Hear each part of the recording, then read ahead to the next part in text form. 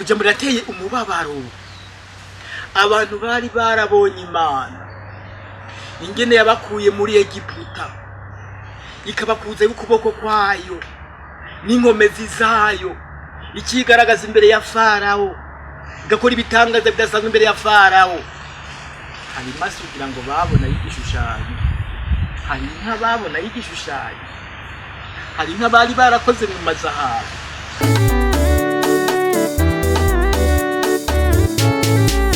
Ijambo rya Kristo ribe muri mwebwe, rigwiriye ribemwo n'ubwenge bwose, mwigishanye kandi mutibagiye guhanurana. Ijambo rya Kristo ribe muri mwebwe, rigwiriye ribemwo n'ubwenge bwose, mwigishanye kandi mutibagiye guhanurana. Mbega ko numvise ngurigisha, wabibwiwe nande, wabihawe nande? Erega uwabimpaye nawe yarabiguhaye, nabihawe n'ijambo.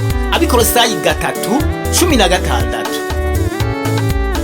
Yatsindishije Satani, yagomba kumugerageza. Atungwa n'ivyo kurya gusa, ariko atungwa n'ivyo kurya. Iryo jambo riva mu kanwa c'Imana. Ijambo rero turakwiye kwamba turironka. Yego, kwamba turironka kenshi kabaho. Kandi urumva ko ari n'ikigwanishwa gikomeye cyo kurwanya umwasi Satani. Cyo kurwanya umwasi Satani.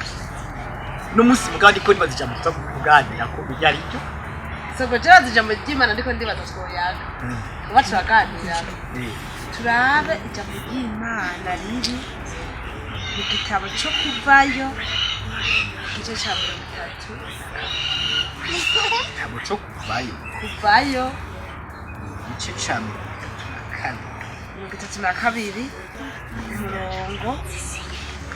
umurongo turaza guca duhera ku murongo wa mbere.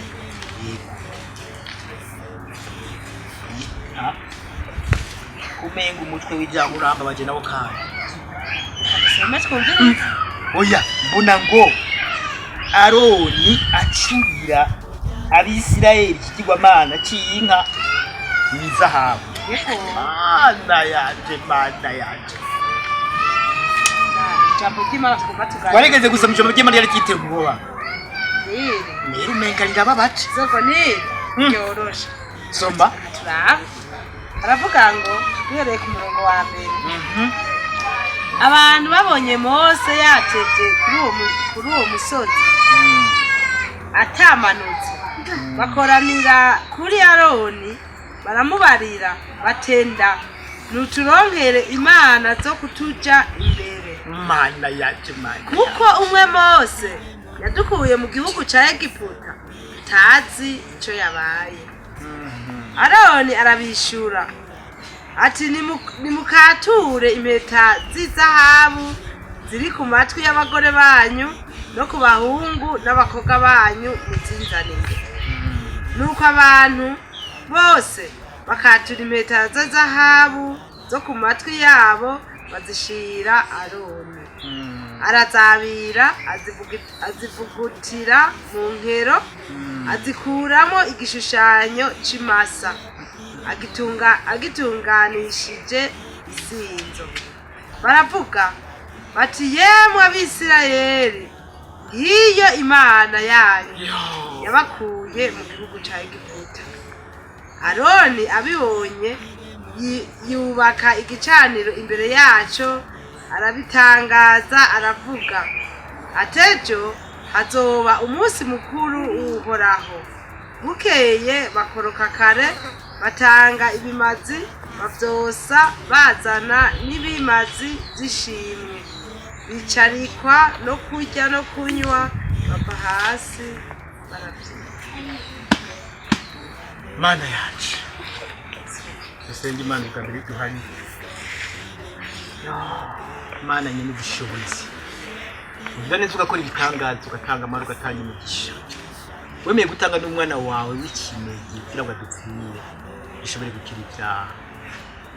N'ubunyene ga mwami turataka tabare udukize bisabye imbabazi ko byo tumaze gukora byose uduhe inkomezi zo gutsinda ibyaha iyo tugusaba byose tubisabye mu izina rya Yesu Kristo umwami n'umukiza wacu amen. Iryo jambo rirateye umubabaro. Abantu bari barabonye Imana ingene yabakuye muri Egiputa ikabakuza y'ukuboko kwayo n'inkomezi zayo ikigaragaza imbere ya Farawo igakora ibitangaza bidasanzwe imbere ya Farawo.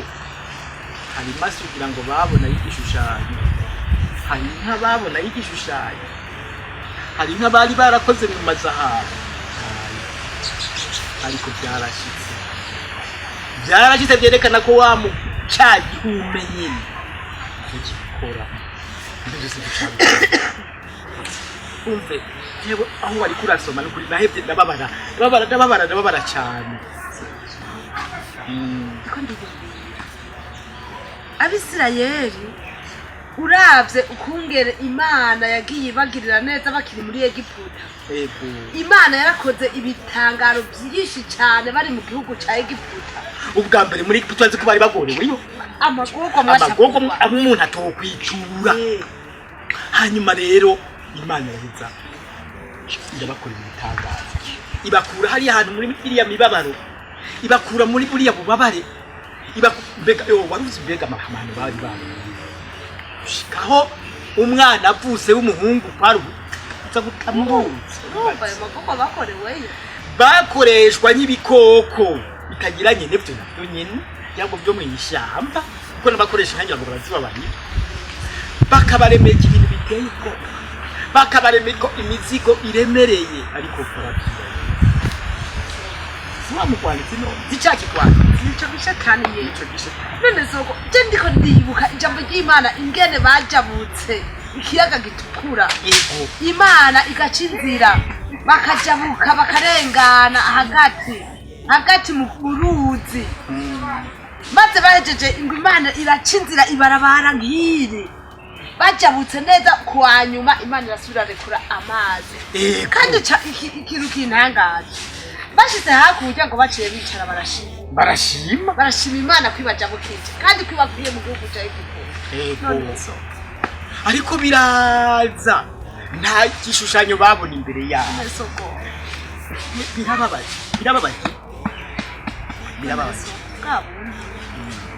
iyo Imana dukoreye igitangaza turibuka ko yakidukoreye mu gahezi iminsi tukibagira Imana by'ukuri ko ari Imana yabikoze. Imana yabakuye muri Egiputa ahari imibabaro, irabajabutse ikiyaga gitukura, ariko n'ibyo barabyibagira uko natwe tuvyibagira. Imana iratujabutse ikiyaga gitukura, iradukura mu ngorane, iradukura mu byari biduhanze, ugasanga twabyibagiye. Imana ikatugirira neza, Imana ikaduha amahoro, tukaba tugomba kwibonera y'amahoro yatuhaye. Imana ikaduha ibikwiye, tukaba tubyonona, tugomba kubikoresha amabi. Imana ikakubwira amabi yawe urumva. Ariko rero naho nyene n'ubu nyene kandi dukwiye kwihebura. Erega mbega Yesu yazanywe n'ikimuzi, icyakuye Yesu mwijuru akaza kwambara umubiri nk'ugu kwacu ni igiki? Niko yagomba yikodukirana. Aba bantu urumva ntibashoboye gutahura, babonye ko Mose yatevye, baraheze bavuga ngo reka twiyonderere n'indi Mana, n'izindi Mana, bakatura amahereni ngo bari bambaye, imigufu bari bambaye, amahereni ko bahakwa n'amatwi kuyacacu bari barayakura ko imigufu mu kuyambura umuntu urumva ko bakora kuri ubugira ngo banyabitse kugira ngo bakore ico kintu cyabo. Hama ngo Aroni kandi yajyana namwe sivyo bimbaba Yesu none Aroni ngo siba bari kumwe na Mose bakaza barabwira Farawo ngore kuri abo bantu, babivugira hamwe ariko ngo araheza rero aracura ico kintu. Aroni ahitana iyo migufu, ahitana iyo mahereni, imbeta zabo abishira ngo mu nkero.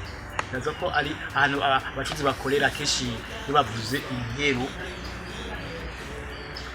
haba hariho ico bita umuvuba. umuvuba n'ikintu bakora bakavuguta icuma naho cyo gifise ingome zigana gute kigashonga urumva rero yuko baje bagakora muri ubwo buryo Aroni akabatunganiriza igishushanyo c'imfizi y'inka baca imbere yacu baravyina baravuga ngo Imana yadukuye muri Egiputa kandi hano ku murongo wa 5 haravuga ngo Aroni abibonye yubaka igicaniro imbere yacu arabitangaza aravuga ataco hazoba umunsi mukuru Ora bari bavuze soko cyari cyo kintu none bacu ico kintu nyene none si cyari cyo nyene bacuze tube maso kuko Satana aca mu bintu byinshi ariko rero ico turemesha ngiki ijambo je nibuka cyane ko dufise Yesu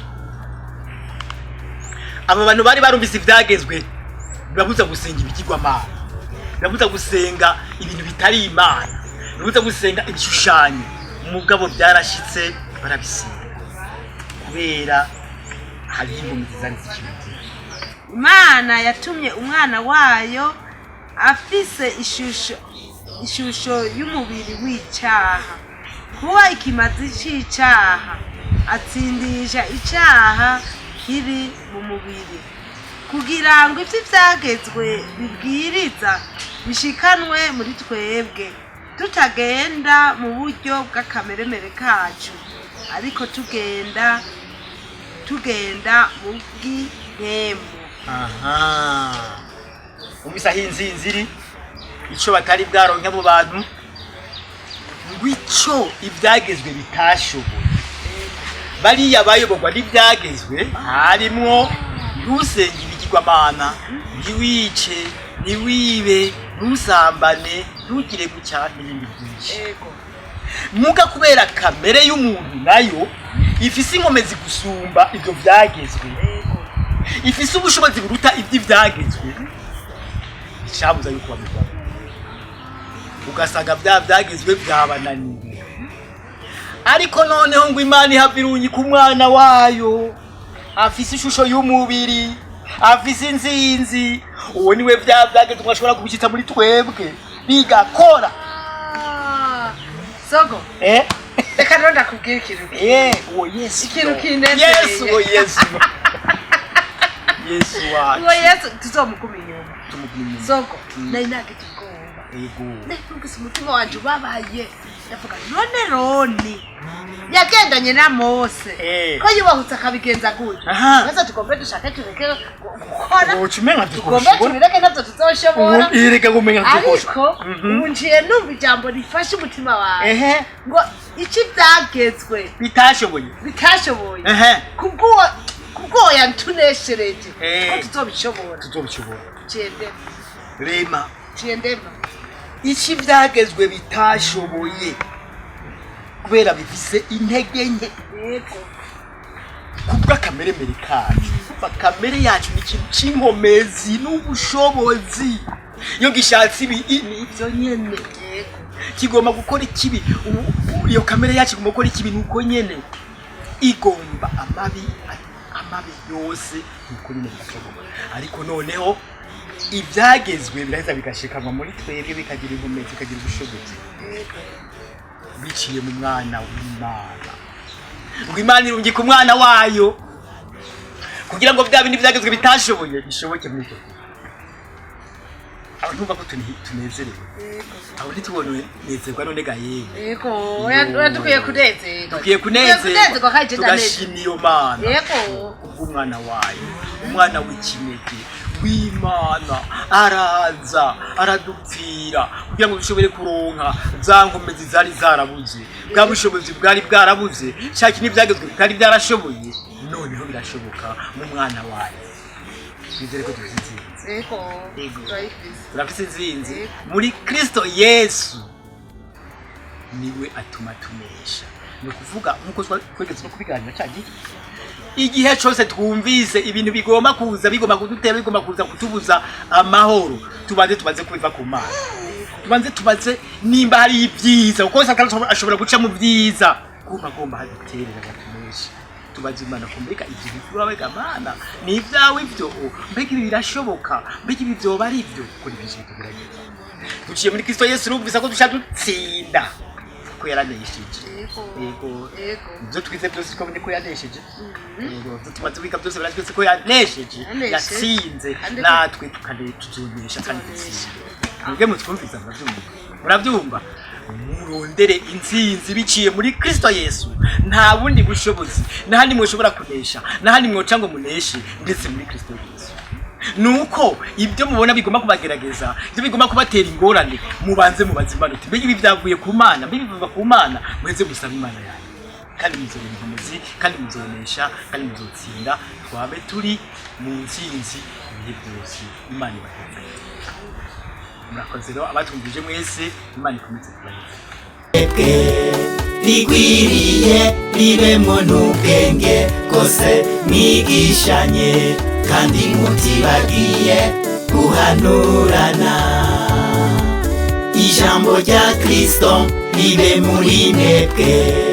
rigwiriye ribemwo n'ubwenge kose mwigishanye kandi mutibagiye guhanurana twibukanye ijambo ni kiyago muzokwaba muronka uko indwi itashe ku muhora wa Deo Munyare ntwenze nibutse